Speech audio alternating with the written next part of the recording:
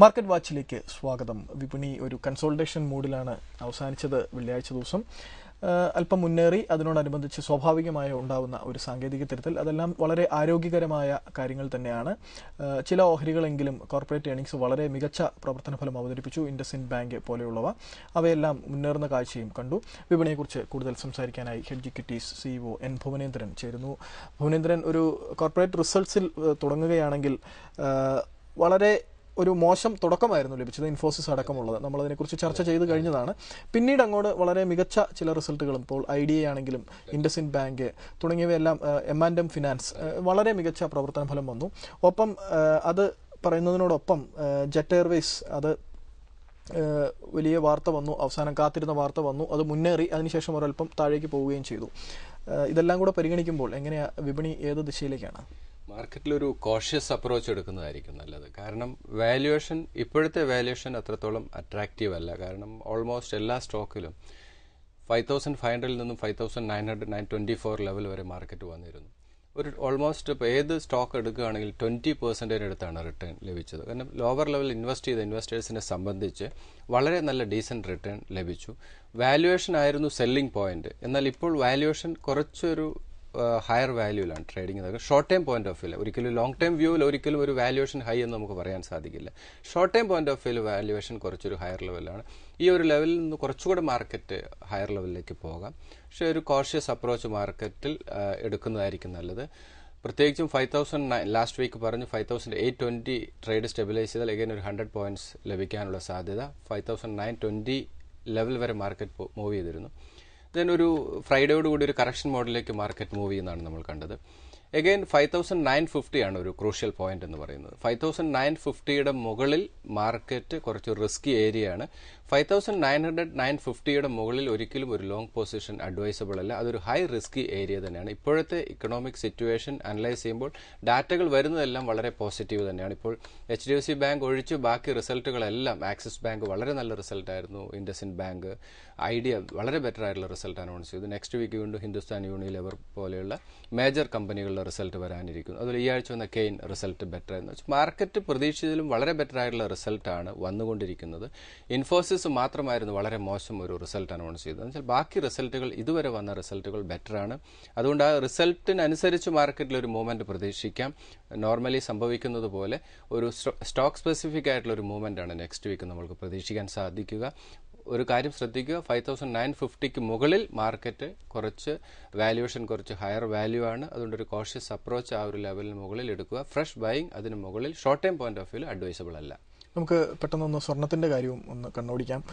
അതൊരു technical bounce തന്നെയാണോ, അതോ ഫണ്ടമെന്റലി ഉള്ള ഒരു ബൗൺസ് ആണോ ഇപ്പോൾ ഈ ആഗോള വിപണിയിൽ കാണുന്നത്? കാരണം ഇവിടെ ആഭ്യന്തര വിപണിയിൽ രൂപ ഒരല്പം ദുർബലമായി തന്നെയാണ് ഇപ്പോഴും തുടരുന്നത്. 54-30 ആ റേഞ്ചിൽ തന്നെയാണ് നിൽക്കുന്നത്. അപ്പോൾ അങ്ങനെ നോക്കുമ്പോൾ പ്രത്യേകിച്ച് ഇനിയിപ്പോൾ അക്ഷയ തൃതീയൊക്കെ വരികയാണ്. അപ്പോൾ ഇവിടെ ഒരു ഡിമാൻഡ് പിക്കപ്പ് ആയി കഴിഞ്ഞാൽ ഒരുപക്ഷെ വില ഇനിയും കൂടാനുള്ള സാധ്യത കാണുന്നുണ്ട്.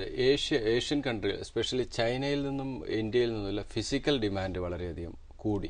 അതൊരു റീസൺ തന്നെയാണ്. അതുപോലെ ഹെഡ്ജ് ഫണ്ടുകൾ സെല്ല് ചെയ്ത് പെട്ടെന്ന് അവർ കവർ ചെയ്തൊരു ഷോർട്ട് കവറിംഗ് ഗോൾഡിൽ വന്നിരുന്നു. ഇത് രണ്ടുമാണ് ഇപ്പോഴത്തെ ഈ ഒരു ഷാർപ്പായുള്ള ബൗൺസ് ബാക്കിനുള്ള പ്രധാന റീസൺ എന്ന് പറയുന്നത്.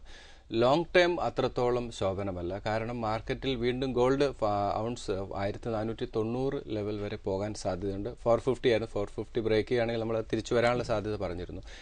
1490 എന്ന് പറയുന്ന എഗെയിൻ ഒരു സെല്ലിംഗ് പോയിന്റ് തന്നെയാണ്. അവിടെ നിന്ന് വീണ്ടും കറക്ഷൻ സംഭവിക്കാം. ഈ ഒരു റാലി കണ്ടിന്യൂ ചെയ്യാനുള്ള സാധ്യത കുറവാണ്. ചെറിയ ഫിസിക്കൽ ഡിമാൻഡ് കൂടി, ഏഷ്യയിൽ നിന്നുള്ള ഡിമാൻഡ് കൂടി, അതാണ് പ്രധാനമായിട്ടും ഈ ഒരു തിരിച്ചുവരവ് എന്ന് പറയുന്ന അതിൻ്റെ ഒരു റീസൺ ഇത് തന്നെയാണ്. പക്ഷെ അത്രത്തോളം പക്ഷേ ഇതൊക്കെ ആളുകൾ ക്യാപിറ്റലൈസ് ചെയ്തു എന്നാണ് എനിക്ക് തോന്നുന്നത്. കാരണം എല്ലായിടത്തും വളരെയധികം തിരക്കായിരുന്നു ഗോൾഡ് മേടിക്കാനൊക്കെ തന്നെ. പക്ഷേ നമ്മൾ ഈ സ്റ്റോക്ക് മാർക്കറ്റിൽ ഈ രീതിയിലുള്ളൊരു അപ്രോച്ച് ആരും എടുക്കുന്നില്ല. 5500 വന്നപ്പോൾ നമ്മൾ പല സ്റ്റോക്കുകളും വളരെ സ്ട്രോങ് ബൈ റെക്കമെൻഡേഷൻസ് കൊടുത്തതാണ്. പക്ഷേ ഒരു ഇൻവെസ്റ്ററും എനിക്ക് തോന്നുന്നില്ല സ്റ്റോക്ക് മേടിച്ചു എന്ന് തോന്നുന്നില്ല. പക്ഷേ ഗോൾഡ് എന്ന് പറയുന്നത് വളരെ വർഷങ്ങളായി, തലമുറകളായി എക്സ്പീരിയൻസ് ചെയ്ത ഒരു കൾച്ചറാണ് ഇൻവെസ്റ്റ്മെന്റ് എന്ന് പറയുന്നത്. അതുകൊണ്ട് തന്നെ ഗോൾഡ് പ്രൈസിൽ ക്രാഷ് സംഭവിക്കുമ്പോൾ ആളുകൾ ഓടിക്കൂടുകയാണ് ഗോൾഡ് മേടിക്കാനായിട്ട്. അതേ അപ്രോച്ച് സ്റ്റോക്ക് മാർക്കറ്റിൽ വേണം. ഒരു ഡിസ്കൗണ്ട് സെയിൽ വരുന്ന പ്രധാനപ്പെട്ട സ്ഥലങ്ങളിലൊന്നായി ഗൾഫിലെ ജ്വല്ലറികളിൽ പോലും നാണയങ്ങളും സ്വർണ്ണക്കട്ടികളും കിട്ടാനില്ലെന്നാണ്. പക്ഷേ സ്റ്റോക്ക് മാർക്കറ്റിൽ അങ്ങനെ ഒരു അവസ്ഥ വരില്ല, എപ്പോഴും അവൈലബിൾ ആണ്. പക്ഷെ വാല്യുവേഷൻ ഒരു ഡിസ്കൗണ്ട് വാല്യൂവിൽ ട്രേഡിംഗ് നടക്കുമ്പോൾ എന്തുകൊണ്ട് സ്റ്റോക്കിൽ ഈ ഒരു തിരക്ക് കാണുന്നില്ല? അതല്ലെങ്കിൽ ഇങ്ങനെ കിട്ടാതിരിക്കുന്ന ഒരു അവസ്ഥ ഒരിക്കലും സ്റ്റോക്ക് മാർക്കറ്റിൽ ഉണ്ടാവില്ല. എനിക്ക് തോന്നുന്നത് കേരളത്തിലെയും പൊതുവെ ഗുജറാത്തും മഹാരാഷ്ട്ര ഒഴിച്ചുള്ള സംസ്ഥാനങ്ങളിലെയും കേരളത്തിലെ ഉൾപ്പെടെയും ഒരു പെനട്രേഷൻ ലെവൽ ഇതിനെക്കുറിച്ചുള്ള ഒരു ധാരണയും പെനട്രേഷനും ഗോൾഡിനെ അപേക്ഷിച്ച് വളരെ വളരെ വളരെ കുറവാണ്. ഒന്ന് കുറവാണ്. രണ്ടാമത് ഈ സ്റ്റോക്ക് മാർക്കറ്റ് ഇപ്പോൾ നമുക്കറിയാം 5500 നിഫ്റ്റി വന്ന സമയത്ത് എന്തായിരുന്നു ന്യൂസ്? മീഡിയ ടോട്ടലി മാർക്കറ്റിനെ നെഗറ്റീവ് ആയിട്ടാണ് പബ്ലിക്കിന് മുന്നിൽ അവതരിപ്പിച്ചത്. അനലിസ്റ്റുകളൊക്കെ വന്ന് പറയുന്നു ഇനിയും ഫർദർ ക്രാഷ് വരാനുള്ള സാധ്യതയൊക്കെ വരുമ്പോൾ ആളുകൾ ഏറ്റവും കൂടുതൽ നെഗറ്റീവ് ന്യൂസ്, നമ്മളെപ്പോഴും മാർക്കറ്റ് വാച്ചിൽ പറയുന്നതാണ്, ഏറ്റവും കൂടുതൽ നെഗറ്റീവ് ന്യൂസ് വരുമ്പോഴാണ് മാർക്കറ്റിൽ ഏറ്റവും കറക്ഷൻ സംഭവിക്കുക. ഈ നെഗറ്റീവ് ന്യൂസ് സ്പ്രെഡ് ചെയ്ത് പബ്ലിക്കിലേക്ക് എത്തുമ്പോൾ മാർക്കറ്റ് ഏറ്റവും ബോട്ടം ലെവലിലായിരിക്കും. എല്ലാ സിറ്റുവേഷനും ബെറ്ററായി നമ്മൾ ഇൻവെസ്റ്റ്മെന്റിന് വരുമ്പോൾ മാർക്കറ്റ് ഏറ്റവും ഹയർ ലെവലിലായിരിക്കും. അപ്പോൾ എഗെയിൻ ഇൻവെസ്റ്റേഴ്സിന് ഒരു പാഠം തന്നെയാണ് ഈ റീസെന്റ് ആയിട്ട് വന്നിരിക്കുന്ന ക്രാഷും ഈ ബൗൺസ് ബാക്കും. ഇനി ആളുകൾ വരും സ്റ്റോക്ക് മാർക്കറ്റിൽ പല സ്റ്റോക്കുകളും മേടിക്കാൻ, സ്റ്റേറ്റ് ബാങ്കും റിലയൻസും L&T ഒക്കെ മേടിക്കാനായിട്ട് കുറച്ചുകൂടി മാർക്കറ്റ് ഒരു 6000 ലെവലിലേക്ക് മൂവ് ചെയ്താൽ വളരെ റഷായിരിക്കും സ്റ്റോക്ക് മാർക്കറ്റിൽ. അത് വീണ്ടും ഒരു കറക്ഷൻ പോയിന്റ് ആയിരിക്കും. അപ്പോൾ എപ്പോഴും റീറ്റെയിൽ ഇൻവെസ്റ്റർ സ്റ്റോക്ക് മാർക്കറ്റിലേക്ക് കൂടുതൽ വരാതിരിക്കുന്നതും റീസൺ എന്ന് പറയുന്നത് അടുത്ത എൻട്രി എന്ന് പറയുന്നത് അടുത്തൊരു സെല്ലിംഗ് പോയിന്റിലാണ്. എപ്പോഴും അവർക്ക് നഷ്ടം തന്നെ നേരിടും. കയ്യിലുള്ള സ്റ്റോക്ക് പലരും 5500 ലെവലിൽ സെല്ല് ചെയ്തിട്ടുണ്ട്, കാരണം വീണ്ടും താഴെ മേടിക്കാന്ന് വെച്ച് അവരുടെയൊക്കെ ചാൻസ് നഷ്ടമായി. ഇവർ തന്നെ വീണ്ടും 6000 ലെവൽ വരുമ്പോൾ മീഡിയ വളരെയധികം ഹൈലൈറ്റ് ക്രിയേറ്റ് ചെയ്യും. കാരണം ബെറ്റർ ആയിട്ടുള്ള എക്കണോമിക് ഡാറ്റകൾ വരുന്നു, ഗ്ലോബലി സിറ്റുവേഷൻ മാറി, RBI റേറ്റ് കട്ട് വരുന്നു. അപ്പോൾ എല്ലാം പോസിറ്റീവായി സ്റ്റോക്ക് മേടിക്കാം എന്നുള്ള റെക്കമെൻഡേഷൻസ് വരും. ഈ സമയത്ത് സ്റ്റോക്ക് മാർക്കറ്റിലേക്ക് വരും. അതൊരു കറക്ഷൻ പോയിന്റ് ആയിരിക്കും സ്റ്റോക്ക് മാർക്കറ്റിന്റെ. ഇതുകൊണ്ടാണ് ആളുകൾ സ്റ്റോക്ക് മാർക്കറ്റിലേക്ക് കൂടുതലായിട്ട് വരാത്തത്. നമുക്ക് ചോദ്യങ്ങളിലേക്ക് കിടക്കാം. രാധാകൃഷ്ണൻ നായർ, അദ്ദേഹം സ്ഥിരം പ്രേക്ഷകനാണ്. അദ്ദേഹത്തിന്റെ ഓഹരികൾ ഒരു ഫെയർ വാല്യുവേഷൻ ആയിട്ട് അദ്ദേഹം ഇൻഫോസിസിനെ ചോദിക്കുന്നത് 2150 ലെവലുകളിലാണോ, അതാണോ ഒരു ഫെയർ വാല്യുവേഷൻ എന്ന് ചോദിക്കുന്നു. ഇൻഫോസിസ് ആണോ TCS ആണോ താരതമ്യേന മെച്ചപ്പെട്ട ഓഹരി വാങ്ങാനുള്ളത്? പിന്നെ അദ്ദേഹത്തിന്റെ ചോദ്യം, അദ്ദേഹം ഹോൾഡ് ചെയ്യുന്നത് LIC housing finance, Kane India, IndusInd bank, axis bank. ഇതിൽ പ്രോഫിറ്റ് ഇപ്പോൾ പ്രോഫിറ്റിലാണ്, ഇപ്പോൾ ലാഭം എടുക്കാമോ എന്നാണ് ചോദിക്കുന്നത്. തീർച്ചയായിട്ടും ഇത് പ്രോഫിറ്റ് ഇപ്പോഴത്തെ രീതിയിലൊരു ബൈ ഈ സ്റ്റോക്കുകളിലൊന്നും അഡ്വൈസബിൾ അല്ല. ഒരു പ്രോഫിറ്റ് ബുക്കിംഗ് സമയമാണിതെന്നാണ് എനിക്ക് തോന്നുന്നത്. ഇതിൽ ഇൻഫോസിസ് ആണോ TCS ആണോ ബെറ്റർ എന്ന് ചോദിച്ചാൽ ഞാൻ TCS ആണെന്ന് പറയും. പക്ഷേ വാല്യുവേഷൻ ഇപ്പോൾ ഒരു ഡീപ്പായിട്ടുള്ള കറക്ഷൻ ഇൻഫോസിസിൽ നേരിട്ടു. അതുകൊണ്ട് ഇൻഫോസിസ് നമ്മൾ ആ റിസൾട്ട് സമയത്ത് തന്നെ സനൽ നമ്മൾ തമ്മിലുള്ള ഒരു ഇന്റർവ്യൂവിൽ പറഞ്ഞൊരു കറക്ഷന്റെ സാധ്യത, ഒരു ഫെയർ വാല്യൂ എന്ന് പറയുന്നത് 2000 ആണ്. റീറ്റെയിൽ ഇൻവെസ്റ്റേഴ്സിന്റെ ഒരു എൻട്രി പോയിന്റ് ആണ് ഞാൻ പറഞ്ഞു. ടെക്നിക്കലി ഒരു സപ്പോർട്ട് എന്ന് പറയുന്നത് 2160 തന്നെയാണ്. ഈ 160ക്കും 2000 ഇടയ്ക്ക് ഈ സ്റ്റോക്ക് ഇൻഫോസിസ് തീർച്ചയായിട്ടും ഒരു അഡ്വൈസബിൾ ആണ്. അപ്പോൾ വാല്യുവേഷൻ കുറച്ചുകൂടെ ലോവർ വാല്യൂ എന്ന് പറയുന്നത് ഇൻഫോസിസിന്റെ ആണ്. എന്നാൽ ഫ്യൂച്ചർ കുറച്ചുകൂടെ സേഫ് TCS ആണ്. അപ്പോൾ TCSലും വളരെ നല്ല കറക്ഷൻ നേരിട്ടു. അടുത്ത TCSന്റെ എൻട്രി പോയിന്റ് എന്ന് പറയുന്നത് 1340 ആണ്. TCSൽ ഇമ്മീഡിയറ്റ് വരാവുന്ന ഒരു സപ്പോർട്ട് സോൺ. പക്ഷേ ഒരു സേഫർ എൻട്രി 1280 ആണ്. 1280 എന്ന് പറയുന്ന ഒരു മേജർ സപ്പോർട്ട് സോണാണ്. ഇദ്ദേഹത്തിന് ആ ഒരു ലെവൽ വരുമ്പോൾ എഗെയിൻ TCSൽ ഒരു എക്സ്പോഷർ അഡ്വൈസബിൾ ആണ്. കുറച്ചുകൂടെ നമ്മൾക്ക് എക്സ്പോഷർ കൂടുതൽ എടുക്കാവുന്നത് TCS തന്നെയാണ്. ദെൻ ഇൻഫോസിസ് 2120, 2000 എന്ന് പറയുന്ന രണ്ട് മേജർ സപ്പോർട്ട് ലെവലാണ്. അത് റീറ്റെയിൽ ഇൻവെസ്റ്റേഴ്സിന് ഒരു റീ എൻട്രി നടത്താവുന്ന ഒരു ലെവൽ തന്നെയാണ്. 2400 ആണ് ഇൻഫോസിസിൽ ഇമ്മീഡിയറ്റ് വരാവുന്ന റെസിസ്റ്റൻസ്. അതുപോലെ തന്നെ TCSൽ 1478 മേജർ ആയിട്ടുള്ള ഒരു റെസിസ്റ്റൻസ് ആയിട്ട് മാറാനുള്ള സാധ്യതയുണ്ട്. ദെൻ അദ്ദേഹത്തിന്റെ സ്റ്റോക്ക് LIC ഹൗസിംഗ് ഫൈനാൻസ് ആണ്. ഫണ്ടമെന്റലി വളരെ സൗണ്ട് ആയിട്ടുള്ള സ്റ്റോക്ക് തന്നെ, ഒരു ലോങ് ടൈം സ്റ്റോറി തന്നെ. 210 and 200 രണ്ട് സപ്പോർട്ട് ലെവലാണ്. 255 ആണ് സ്റ്റോക്കിൽ ഇമ്മീഡിയറ്റ് വരാവുന്ന റെസിസ്റ്റൻസ്. അടുത്തത് കെയ്ൻ ആണ്. കെയ്ൻ വളരെ ബെറ്റർ ആയിട്ടുള്ള ഒരു റിസൾട്ട് അനൗൺസ് ചെയ്തു. സ്റ്റോക്കിൽ അതിന്റെ റിഫ്ലക്ഷൻ നമ്മൾ കണ്ടു. 284 and 270 അഗൈൻ ഇതൊരു രണ്ട് മേജർ സപ്പോർട്ട് ലെവലായിട്ട് ഹോൾഡ് ചെയ്യുന്നു. 320 ലെവൽ മാർക്കറ്റ് വാച്ചിൽ റെക്കമെൻഡ് ചെയ്ത് ഇൻവെസ്റ്റ്മെന്റ് നടത്തിയ നിക്ഷേപകരൊക്കെ തന്നെ ഷോർട്ട് ടൈം പോയിന്റ് ഓഫ് വ്യൂവിൽ 320 ലെവൽ ഒരു പ്രോഫിറ്റ് ബുക്കിംഗ് അഡ്വൈസബിൾ ആണെന്നാണ് എനിക്ക് തോന്നുന്നത്. അതിനുശേഷം വീണ്ടും കറക്ഷൻ വരാനുള്ള സാധ്യതയുണ്ട്. ദെൻ ഇൻഡസിൻഡ് ബാങ്ക് ആണ് വളരെ ബെറ്റർ ആയിട്ടുള്ള റിസൾട്ട് അനൗൺസ് ചെയ്തു. ഇപ്പോഴത്തെ വാല്യുവേഷൻ കുറച്ച് ഹയർ വാല്യൂവിലാണ്. ഒരിക്കലും ഒരു investment short time point of വ്യൂവിൽ അഡ്വൈസബിൾ അല്ല. 410 ആണ്, അറൌണ്ട് 400-410 ലെവലാണ് സേഫ് ആയിട്ടുള്ള ഒരു എൻട്രി പോയിന്റ്. ആ ഒരു കറക്ഷൻ വരുന്നത് വരെ ഈ സ്റ്റോക്കിൽ ഒരു പേഷ്യൻസ് കാണിക്കുക. ആ ഒരു ലെവൽ വരുമ്പോൾ ഇദ്ദേഹത്തിന് ഇൻവെസ്റ്റ്മെന്റ് അഡ്വൈസബിൾ ആണ്. 484 ആണ് ഈ സ്റ്റോക്കിൽ ഇമ്മീഡിയറ്റ് വരാവുന്ന റെസിസ്റ്റൻസ്. ദെൻ ആക്സിസ് ബാങ്ക് ആണ് 1400-1320 സേഫർ എൻട്രി ലെവൽ എന്ന് പറയുന്നത് 1320 ആണ്. 1400 എന്ന് പറയുന്നത് ഒരു മൈനർ സപ്പോർട്ട് സോണാണ്. മാർക്കറ്റിൽ ഒരു കറക്ഷൻ സംഭവിക്കുകയാണെങ്കിൽ 1400 കറക്റ്റ് ചെയ്യാനുള്ള സാധ്യതയുണ്ട്. അതുകൊണ്ട് ഷോർട്ട് ടൈം ഗെയിനിന് വേണ്ടി ഒരിക്കലും ഇപ്പോഴത്തെ വാല്യുവേഷനിൽ ഒരു ഇൻവെസ്റ്റ്മെന്റ് അഡ്വൈസബിൾ അല്ല. 1320 എന്ന് പറയുന്ന ലെവൽ വളരെ സേഫായുള്ള എൻട്രിയാണ്. ഇപ്പോൾ നമ്മൾ ഈ 1320 എന്ന് പറയുന്നു. അപ്പോൾ ഇൻവെസ്റ്റേഴ്സ് ഇപ്പോഴത്തെ റേറ്റ് 1480, വളരെ നല്ല കറക്ഷൻ, ഇതൊക്കെ സമ്മതിക്കുന്നു. പക്ഷേ 1320 ലെവലിലേക്ക് മാർക്കറ്റ് വരുമ്പോൾ വളരെയധികം നെഗറ്റീവ് ന്യൂസുകൾ വരും. ഈ സമയത്ത് ഇൻവെസ്റ്റേഴ്സ് വീണ്ടും അടുത്ത ലോവർ ടാർഗറ്റിലേക്ക് പോകും. അപ്പോൾ ഇൻവെസ്റ്റ്മെന്റ് നടത്താതെ പോകുന്നത് അതാണ് പലപ്പോഴും സംഭവിക്കുന്നത്. ഇപ്പോൾ ICICI ബാങ്ക് 1000 ബിലോ സേഫർ ബെറ്റാണെന്ന് മാർക്കറ്റ് വാച്ച് പറഞ്ഞപ്പോഴും ഇന്ന് 1180 ലെവലിലാണ് സ്റ്റോക്ക്. അതിനുശേഷം ചെറിയ കറക്ഷൻ സംഭവിച്ചു. പക്ഷേ 1000 ലെവലിൽ വരുമ്പോൾ എല്ലാം നെഗറ്റീവാണ്. പക്ഷേ ഇൻവെസ്റ്റേഴ്സ് സ്റ്റോക്കിൽ ഇൻവെസ്റ്റ് ചെയ്യില്ല. അതുപോലെ തന്നെയാണ് ഇപ്പോൾ 1320 എന്ന ഒരു സേഫർ എൻട്രി ആണെന്ന് പറയുമ്പോഴും ഇന്ന് നമ്മൾ ആലോചിക്കുമ്പോൾ വാല്യുവേഷൻ വളരെ ഫെയർ ആണ്, ആ ലെവൽ എത്തുമോ എന്ന് ചിന്തിക്കുക. പക്ഷേ ആ ലെവൽ വന്നു കഴിയുമ്പോൾ വീണ്ടും നമ്മൾ ഇൻവെസ്റ്റ്മെന്റ് നടത്തില്ല. നോർമലി റീറ്റെയിൽ ഇൻവെസ്റ്റേഴ്സിന് സംഭവിക്കുന്നതാണ്. അതുകൊണ്ട് ഒരു ഫെയർ വാല്യൂയിലേക്ക് അല്ലെങ്കിൽ ഒരു ഡിസ്കൗണ്ട് വാല്യൂയിലേക്ക് സ്റ്റോക്ക് വരുമ്പോൾ ബാക്കി സിറ്റുവേഷൻസ് നമ്മൾ സ്റ്റഡി ചെയ്യേണ്ട ആവശ്യമില്ല. കമ്പനിയുടെ പ്രോഫിറ്റബിലിറ്റി, കമ്പനിയുടെ വാല്യുവേഷൻ മാത്രം നോക്കുക എന്നുള്ളതാണ്. ചുറ്റും കാര്യങ്ങൾ നോക്കാൻ പോയി കഴിഞ്ഞാൽ നമുക്ക് ഇൻവെസ്റ്റ്മെന്റ് എത്തില്ല. അപ്പോൾ അതൊരു കോഷ്യസ് അപ്രോച്ച് ഇനിയെങ്കിലും ഇൻവെസ്റ്റേഴ്സ് എടുക്കണം. ഇപ്പോഴത്തെ മാർക്കറ്റ് കണ്ടീഷനിൽ വളരെ നല്ല ന്യൂസുകൾ പുറത്തു വരും. ഒരിക്കലും സ്റ്റോക്കിന് പുറകെ പോകുന്നത് അഡ്വൈസബിൾ ആയിരിക്കില്ല. 1610 ആണ് സ്റ്റോക്കിൽ ഇമ്മീഡിയറ്റ് വരാവുന്ന ഒരു മേജർ റെസിസ്റ്റൻസ് ആണ്. 1610 1610 എന്ന് പറയുന്ന ഒരു ക്രൂഷ്യൽ സെല്ലിംഗ് പോയിന്റ് ആണ് ആക്സിസ് ബാങ്കിൽ. തിരികെ വരാം ഇടവേളയ്ക്ക് ശേഷം. മാർക്കറ്റ് വാച്ച് തുടരുന്നു. നമുക്ക് അടുത്ത ചോദ്യത്തിലേക്ക് കിടക്കാം. ജോൺ ജോർജ്, അദ്ദേഹത്തിന്റെ ചോദ്യം, നമ്മൾ പണ്ട് കുറച്ചുനാൾ മുമ്പ് സെയിലിന്റെ ഓഹരി വിറ്റഴിക്കലുമായി ബന്ധപ്പെട്ട് സംസാരിച്ചിരുന്നു. സെയിൽ പക്ഷേ ഇദ്ദേഹം വാങ്ങിയിരിക്കുന്നത് 120 റേഞ്ചിലാണ്. അദ്ദേഹം, ഞാൻ ഓർക്കുന്നു, ഭുവനേന്ദ്രൻ ഏകദേശം 65 ലെവലുകളിൽ, അത് ഏതായാലും 60 രൂപയിൽ താഴേക്ക് പോയി കണ്ടിട്ടുമില്ല. ഇപ്പോൾ ചെറിയൊരു ബൗൺസ് ആ ലെവലിൽ തന്നെ നിൽക്കുന്നു. പിന്നെ മഹീന്ദ്ര ഫോർജിംഗ്, പിന്നെ ഉള്ളത് ക്രോംപ്ടൺ ഗ്രീവ്സ്, ഒടുവിൽ സിൻഡെക്സ് വളരെ കൗതുകകരമായ ഒരു കാര്യമായിട്ട് തോന്നുന്നു. കാരണം 66 രൂപയ്ക്കാണ് വാങ്ങിച്ചത്.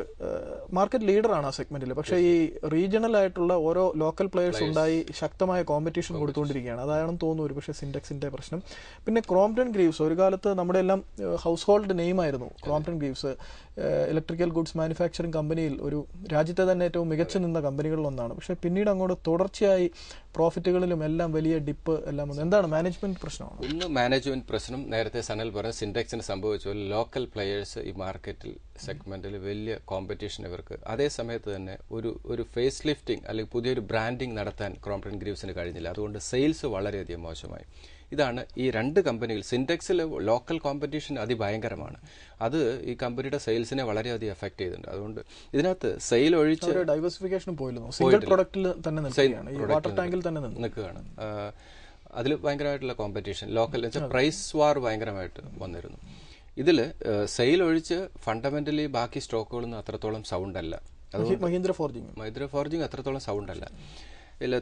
വാല്യുവേഷൻ വീണ്ടും അദ്ദേഹത്തിന് ബൈയിങ് അഡ്വൈസബിൾ ആയിട്ടുള്ള മഹീന്ദ്ര ഫോർജിംഗ് 34 ആണ് ഒരു സേവ്. അപ്പോൾ ഇപ്പോഴത്തെ വാല്യൂ കുറച്ചൊരു ഹയർ വാല്യൂലാണ്. അതേ സമയത്ത് തന്നെ മാർക്കറ്റിൽ ഒരു തിരിച്ചുവരവ് ശക്തമായിട്ട് വരികയാണെങ്കിൽ ഇപ്പോഴത്തെ രീതി സെല്ല് ചെയ്യേണ്ട ആവശ്യമില്ല. ഈ സ്റ്റോക്കുകളും സിൻഡെക്സും ക്രോംപ്ടണും സെല്ല് ചെയ്യേണ്ട. ഇപ്പോൾ ക്രോംപ്ടണൊക്കെ ഏറ്റവും ലോവർ ലെവലിലാണ് ഇപ്പോൾ ട്രേഡിംഗ് നടക്കുന്നത്. അപ്പോൾ ഒരു വാല്യുവേഷൻ ഒരു ഫെയർ വാല്യൂവിൽ തന്നെയാണ്. പക്ഷേ ഒരു ഫ്രഷ് ഇൻവെസ്റ്റ്മെന്റ് ഈ ഒരു ലെവലിൽ അഡ്വൈസബിൾ അല്ല. ഒന്നുകൂടെ കറക്റ്റ് ചെയ്യുമ്പോൾ ചെയ്യുന്നതായിരിക്കും നല്ലത്. പക്ഷേ ഫണ്ടമെന്റലി ഈ സ്റ്റോക്ക് ഒന്നും അത്രത്തോളം സൗണ്ട് അല്ല.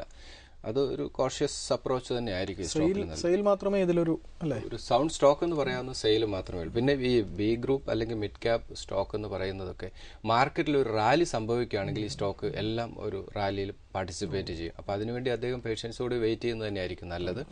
ഇതിൽ സിൻഡെക്സ് 44 and 34 രണ്ട് സപ്പോർട്ട് ലെവലാണ്. 56 ആണ് സ്റ്റോക്കിൽ ഇമ്മീഡിയറ്റ് വരാവുന്ന resistance. Then Crompton Greaves 88 and 80.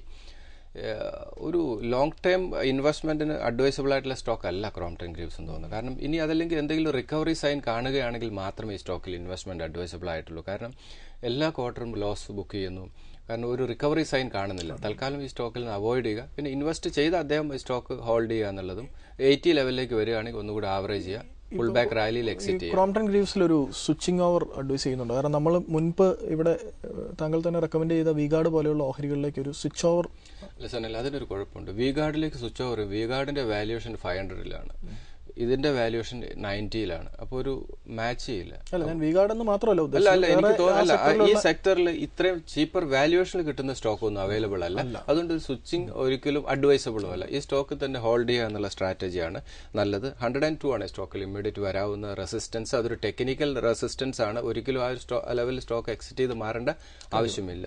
അദ്ദേഹം ഒരു കുറച്ചുകൂടെ നല്ലൊരു പോർട്ട്ഫോളിയോ ബാങ്കിങ്, അതുപോലെ ഓട്ടോമൊബൈൽ, ഫാർമ, IT സെക്ടറിലേക്ക് എല്ലാം ഒരു ആ ഒരു പോർട്ട്ഫോളിയോ ക്രിയേറ്റ് ചെയ്യുന്നത് നന്നായിരിക്കും എന്ന് എനിക്ക് തോന്നുന്നു. തിരികെ വരാം ഇടവേളയ്ക്ക് ശേഷം.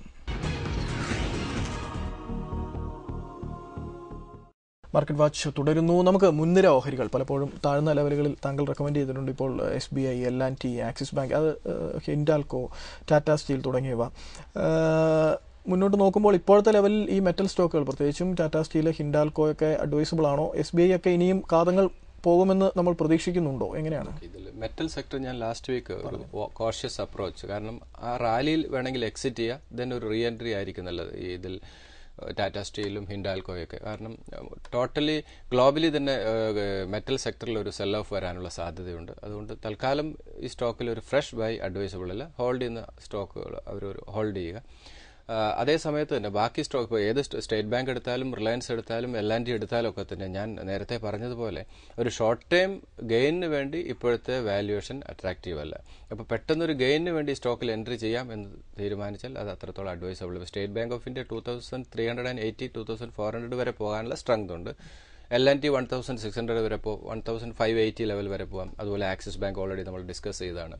അപ്പോൾ ഇപ്പോഴത്തെ രീതിയിൽ ന്യൂസുകളെല്ലാം വളരെ ഫേവറബിൾ ആണ്, എക്കണോമിക് ഡാറ്റകൾ ബെറ്ററാണ്, മാർക്കറ്റ് ശക്തമായിട്ട് തിരിച്ചു വരും എന്നുള്ള ന്യൂസുകൾ ലഭിക്കാം, അല്ലെ കേൾക്കാം. പക്ഷേ ഒരിക്കലും ഷോർട്ട് ടൈം ഗെയിനിന് വേണ്ടി ബാലൻസ് ഫണ്ട് അല്ലാതെ പെട്ടെന്ന് സ്റ്റോക്ക് മാർക്കറ്റിലേക്ക് ഗെയിനിന് വേണ്ടി ഇൻവെസ്റ്റ് ചെയ്ത്, കാരണം ന്യൂസുകളെല്ലാം ഇപ്പോൾ കുറച്ച് ഫേവറബിൾ ആയിട്ടാണ് വരുന്നത്.